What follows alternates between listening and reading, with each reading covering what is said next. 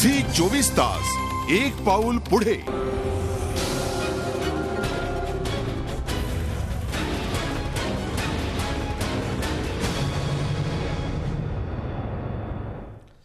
नमस्कार, मी अजित चव्हाण। रोकठोक मध्ये आपलं स्वागत। केंद्रीय कॅबिनेटने आज विमा आणि पेन्शन क्षेत्रामधल्या विदेशी गुंतवणुकीला मंजुरी दिली आहे। सरकारने विदेशी गुंतवणुकीला दारं उघडायला अचानक का सुरुवात केली? विदेशी गुंतवणुकीचा सामान्य माणसाला नेमका काय फायदा होणार आहे आणि या सगळ्यामुळे भारतीय कंपन्यांचं काय होईल? त्यात तरणार की बुडणार यासारख्या प्रश्नांचा वेध आपण घेणार आहोत। आर्थिक सुधारणांचा फायदा कुणाला या खास कार्यक्रमात।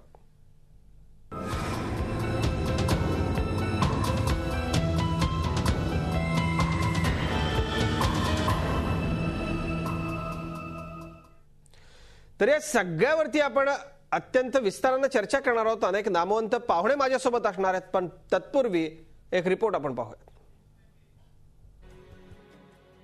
काँग्रेस प्रणित यूपीए सरकारनं आर्थिक सुधारणांचा धडाका सुरूच ठेवलाय। रिटेल क्षेत्रातल्या परदेशी गुंतवणुकीच्या निर्णयानंतर आता सरकारनं विमा आणि पेन्शन क्षेत्रातही परदेशी गुंतवणुकीचा मार्ग मोकळा केलाय। बहुप्रतीक्षित विमा क्षेत्रातली परदेशी गुंतवणूक 26% आता थेट 49% जाणार आहे। कॅबिनेटच्या या निर्णयाला संसदेत मंजुरी मिळाली तर पेन्शन क्षेत्रातही 49% परदेशी गुंतवणुकीचा मार्ग मोकळा होणार आहे। याबरोबरच केंद्रीय कॅबिनेटनं कंपनी बिलालाही मंजुरी दिली आहे। तसंच देशातल्या 5 विमानतळांना आंतरराष्ट्रीय दर्जा देणार असल्याचाही निर्णय घेण्यात आलाय। या निर्णयामुळे देशाच्या अर्थव्यवस्थेला चालना मिळणार असल्याचा दावा अर्थमंत्री पी चिदंबरम यांनी केलाय। परदेशी गुंतवणुकीच्या निर्णयामुळे विमा आणि पेन्शन क्षेत्रात मोठी बाजारपेठ परदेशी कंपन्यांना खुली होणार आहे। तृणमूल, सपा आणि डाव्यांसह सुरुवातीला या निर्णयाचं समर्थन करणाऱ्या भाजपनं मात्र आता या निर्णयाला विरोध केलाय। इससे खिलवाड़ हम नहीं चाहेंगे और इसलिए विदेशी निवेश को आने देने के लिए हम पेंशन में बिल्कुल तैयार नहीं थे। सुधार जरूर है, लेकिन उसके लिए सरकार को एक जो सॉवरिन गारंटी है वो देनी चाहिए। वो नहीं देंगे तो इसलिए ये सरकार के कदम केवल एक दिखावा है या सचमुच में कोई सुधार के कदम है, ये इसका जब विस्तार से सब खबरें आएगी और उसका जो फाइन प्रिंट आएगा तब हम दे सकेंगे। Well, as far as the CPM is concerned, we strongly oppose these decisions. आर्थिक सुधारणांच्या दिशेनं सरकारनं टाकलेलं हे सर्वात मोठं दुसरं पाऊल आहे। या निर्णयामुळे देशात आर्थिक चैतन्य निर्माण होईल असं अर्थतज्ञांचं म्हणणं आहे। विमा क्षेत्रामध्ये ज्याचा जितका लगेच आणि जितका मोठा आणि जितका अनुकूल परिणाम होईल तितका पेन्शन क्षेत्रामध्ये होईलच की नाही हे आता ठरवता येणं कठीण आहे। आज मितीला आपल्या पुढच्या विमा कंपन्यांना पुढच्या 5 वर्षात 62,000 कोटी रुपये उभे करावे लागतील असा एक अंदाज आहे आणि त्याच्यानंतर ते भारतीय भांडवल बाजारामध्ये येऊ शकतील। आज मितीला ती कॅपॅसिटी किंवा ती क्षमता ना आपल्या देशाच्या खाजगी क्षेत्रात आहे ना आपल्या देशाच्या सरकारजवळ आहे। त्यामुळे ह्या विदेशी गुंतवणुकीतनं ते उपलब्ध होईल। सरकारचे निर्णय आर्थिक विकासाच्या दृष्टीनं सकारात्मक असले तरी त्यांना केवळ कॅबिनेटचीच मंजुरी मिळाली आहे। आता या निर्णयांना संसदेच्या अग्निदिव्यातून जावं लागणार आहे। त्यामुळे सरकार आर्थिक सुधारणांचा गवगवा करत असले तरी आगामी अधिवेशनातच याचा खरा काय तो निकाल लागेल। झी24 ताससाठी ब्युरो रिपोर्ट। आणि या सगळ्या चर्चेमध्ये आपल्यासोबत अनेक नामवंत पाहुणे आहेत। या पाहुण्यांची ओळख आपण करून घेऊयात। माझ्यासोबत आहेत अभय टिळक, अर्थतज्ञ आहेत पुण्याच्या स्टुडिओमधून। अभयजी, स्वागत तुमचं या चर्चेमध्ये। बालचंद्र कांगो आहेत, भारतीय कम्युनिस्ट पक्ष भाकपचे नेते। कांगो सर, स्वागत तुमचं या चर्चेमध्ये।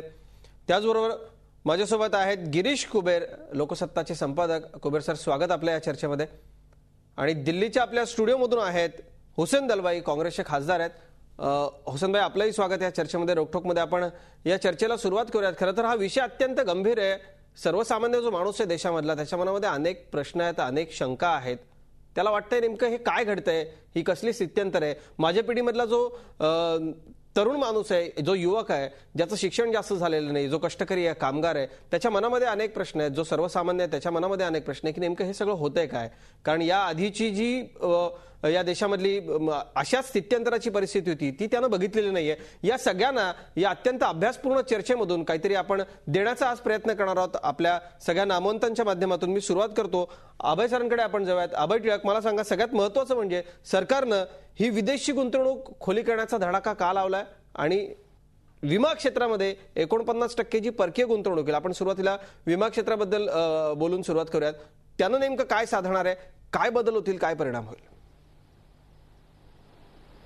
मला एक गोष्ट इथे आवर्जून मांडायला पाहिजे असं वाटतं, ती अशी की गेल्या साधारण एक 15 दिवसाचा आपण जर कालावधी बघितला तर सरकारच्या ज्या सगळ्या प्रलंबित सुधारणा होत्या की होतील होतील होतील असं आपण ऐकत होतो, त्या एका फटक्यात सरकारने आता पावलं उचललेली आहेत. याची राजकीय बाजू अगदी स्वच्छ आहे की जो एक पॉलिसी पॅरालिसिस होता तो आता आम्ही दूर करतोय, हा थेट संकेत सरकारला द्यायचा आहे.